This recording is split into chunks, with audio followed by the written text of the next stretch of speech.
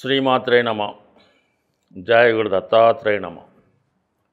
ఈ వీడియోలో మనం కర్కాటక రాశి వారికి రేపు రాబోయే విజయదశమి నుంచి అంటే అక్టోబర్ 2వ తారీఖు నుంచి వీరు విజయం వైపు పయనించాలంటే, ప్రస్తుతం ఉన్న స్థాయి నుంచి ఉన్నత స్థాయికి ఎదగాలంటే ఏ నిర్ణయాలు తీసుకోవాలి అన్న విషయాన్ని మనం ఈ వీడియోలో తెలుసుకునే ప్రయత్నం చేద్దాం. ముందుగా ఈ కర్కాటక రాశి వారు ఈ విజయదశమి నుంచి ఒక ముఖ్యమైన నిర్ణయం తీసుకోవాల్సి ఉంటుంది. అంటే వారు ఇతరుల యొక్క సలహాల మీద కానీ, ఇతరుల యొక్క అభిప్రాయాల మీద కానీ ఆధారపడకుండా వారు మనస్సాక్షికి ఏదైతే కరెక్ట్ అనిపిస్తుందో దాన్ని వీళ్ళు అమలు చేయడం వల్ల కంపల్సరిగా మీ జీవితంలో ఉన్నత స్థాయికి రావడం జరుగుతూ ఉంటుంది. ఇతరుల సలహాలు వినడం వల్ల 100% మీ స్థాయి పెరగదు, ఉన్న స్థాయి నుంచి కిందకి రావడం జరుగుతుంది. అలాగే మీకు సలహాలు ఇచ్చిన వాళ్ళు మాత్రం జీవితంలో చాలా ఉన్నత స్థాయికి వెళ్ళడం జరుగుతూ ఉంటుంది. కాబట్టి ముందుగా మిమ్మల్ని మీరు నమ్ముకుంటే చాలా వరకు జీవితంలో అభివృద్ధిలోకి రావడం జరుగుతూ ఉంటుంది. ఇక ఈ కర్కాటక రాశి వారికి అదృష్టం అన్నది ఎక్కడుందో మనం గమనిస్తే దశమ స్థానం వీళ్ళకి. అంటే యోగకారకుడు కుజుడు, దశమ పంచమాధిపతి. దశమ స్థానంలోనే కుజుడు స్వక్షేత్రంలో ఉంటాడు, రవి ఉచ్చపొందుతూ ఉంటాడు మేషరాశిలో. అందుకని ఎక్కువ శాతం కర్కాటక రాశి వారికి ప్రభుత్వ సంబంధించిన ఉద్యోగాల్లో ఎక్కువ అవకాశాలు రావడం జరుగుతూ ఉంటుంది. ఒకరి జన్మజాతకంలో వారికి ప్రభుత్వ సంబంధించినటువంటి సహకారం ఉంటుందా, ప్రభుత్వ పదవి వస్తుందా అని తెలుసుకోవాలంటే కంపల్సరిగా కర్కాటక రాశిలో కానీ, సింహరాశిలో కానీ ఏదో ఒక గ్రహం కానీ లగ్నం కానీ పడినప్పుడు మాత్రమే వాళ్ళు ప్రభుత్వ ధనం తినడానికి అర్హత కలిగి ఉంటారు. సో ఇప్పుడు ఈ రాశి వారికి మరి రవి అంటే దశమాధిపతి, ఒక విధంగా చెప్పాలంటే దశమంలో ఉచ్చ పొందినటువంటి రవి తృతీయ స్థానంలో ఉంటూ, అంటే తృతీయ స్థానం ఎప్పుడు అభివృద్ధిని ప్రోగ్రెస్ని కోరుకుంటుంది. అక్కడ ఉచ్చలో ఉన్నటువంటి బుధుడితో కలిసి ఉన్నాడు. చాలా నాలెడ్జ్కి, తెలివితేటలకి ఎప్పటికప్పుడు తన యొక్క స్థాయిని పెంచుకునే గ్రహం బుధగ్రహం.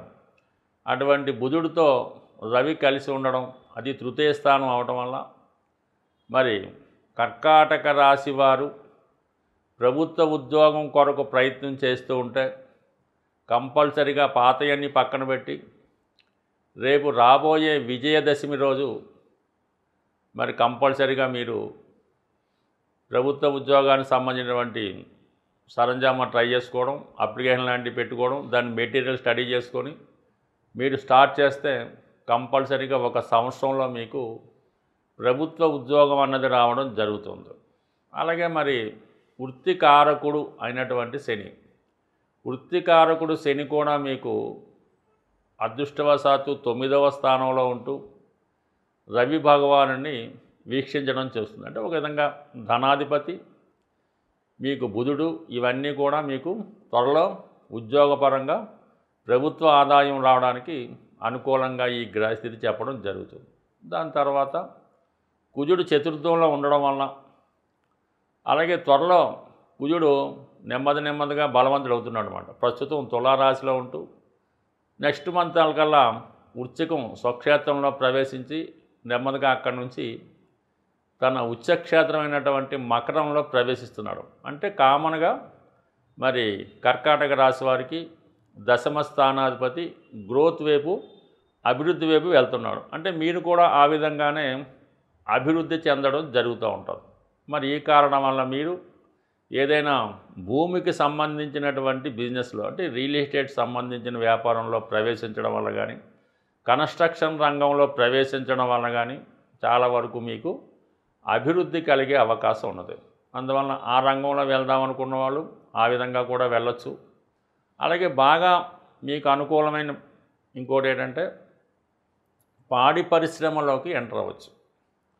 పాడి పరిశ్రమలోకి ఎంటర్ అవ్వడం అంటే మిల్క్ సంబంధించింది ఏదైనా మీరు మిల్క్ బూత్ అవ్వచ్చు, డైరీ ఫారం అవ్వచ్చు, దానికి సంబంధించిన దాంట్లో కూడా రేపు రాబోయే విజయదశమి రోజు ప్రారంభించుకుంటే నెమ్మదిగా మీ యొక్క అభివృద్ధి కారణం అవడం జరుగుతూ ఉంటుంది. సో ఏదైనా మరి కర్కాటక రాశి వారికి 12వ స్థానంలో గురువు ఉండడం వల్ల ఏమవుతుందంటే మంచి కార్యక్రమాల మీద అంటే గురువు 12లోకి వచ్చినప్పుడు జాతకుడికి ఖచ్చితంగా సంతానం కలుగుతుంది. అలాగే ఆదాయం పెరుగుతుంది. ఆగిపోయింది ఏదన్నా అంటే విద్య సంబంధించింది కానీ ఉద్యోగానికి సంబంధించింది కానీ తిరిగి పొందడం జరుగుతూ ఉంటుంది. మరి ఈ కారణం వల్ల మీకు ఈ ప్రభుత్వ సర్వీస్లో కానీ వ్యాపారంలో కానీ ప్రవేశిస్తే అంటే అది మీకు మనసుకు నచ్చి సిన్సియర్గా ప్రయత్నం చేస్తే 100% ఈ కర్కాటక రాశి వారికి వృత్తిపరమైన మార్పు అది ప్రభుత్వానికి సంబంధించింది వచ్చే అవకాశం ఉన్నది. ఈ విజయదశమి సందర్భంగా మీరు కేవలం ఒక సంవత్సరంలోనే ఆర్థిక పరంగా మీ యొక్క అభివృద్ధికి ఒక చక్కని పరిహారం అన్నది ఈ వీడియోలో తెలుసుకోండి. అయితే నమ్మకంతో జాగ్రత్తగా మీరు దీన్ని పాటించడం వల్ల మీ యొక్క అభివృద్ధి 100% సక్సెస్ రావడం జరుగుతుంది. మీరు మన మార్కెట్లో ఉన్నటువంటి ఈ ఆవకాయ పచ్చళ్ళు ఉన్నటువంటి జాడీ ఒకటి అంటే దాన్ని పింగాణితో తయారు చేసినటువంటి జాడీ అది ఆవకాయ పచ్చళ్ళు వేసుకోవడానికి అది ఉపయోగిస్తుంటారు. ఒక మీడియం సైజు అంటే మీ యొక్క స్థితిని బట్టి ఒక మాదిరిగా ఇది ఆవకాయ జాడీ చిన్న సైజు తీసుకోండి. దానిపైన ఎరుపు రంగుతో ఒక స్వస్తిక్ గుర్తు పెయింట్ చేయడం కానీ లేదా స్టిక్కర్ కానీ అంటించండి సరిపోతుంది. ఒక అంటే రేపు విజయదశమి రోజే ఆ రోజు గురువారం వస్తుంది కాబట్టి ఆ రోజు ఆ జాడీలో ఈ కళ్ళు ఉప్పు అంటే సముద్రం ఉప్పు కొద్దిగా అందులో వేయటం అంటే మీకు తర్వాత అది ఇబ్బంది పెట్టకుండా ఉండాలంటే ఒక ప్లాస్టిక్ కవర్లో వేసి ఆ ఉప్పు కొద్దిగా పిడికడు ఉప్పు అందులో వేయవలసి ఉంటుంది. అలాగే గోమతి చక్రాలు ఒక 6 అందులో వేయండి. గోమతి చక్రాలు లభ్యం కాని పక్షంలో ముత్యం అంటే మనకి మంచి ముత్యమే అక్కర్లేదు ఏదైనా ముత్యాలు ఒక 6 కానీ 1 కానీ ఆ జాడీలో వేసి 6 సంఖ్య వచ్చేలాగా ఇప్పుడు మనకి 10 రూపాయలు కాయిన్లు అవి వస్తున్నాయి కాబట్టి మరి 3 100 రూపాయల నోట్లు 3 10 రూపాయల కాయిన్లు అంటే మొత్తం మీద 330 రూపాయలు అవుతాయి. అంటే సంఖ్య 6 వచ్చింది కాబట్టి అంటే ముందు రోజు విజయదశమి రోజు అలా వేసి దాని తర్వాత వారం నుంచి ప్రతి శుక్రవారం రోజు కూడా ఈ విధంగా 6 సంఖ్య వచ్చేలాగా 510 5100 మీకు ఎంత వీలుంటే అంటే కంపల్సరీగా మీరు సంకల్పం వేసుకుంటే ప్రతి వారానికి కొంత పెరుగుతుంది. ఈ వారం 510 వేస్తే వచ్చే వారానికి 5001 అన్నా వేయచ్చు. ఆ విధంగా పెరుగుతూ ఉంటుంది. ఈ విధంగా 52 వారాల పాటు మీరు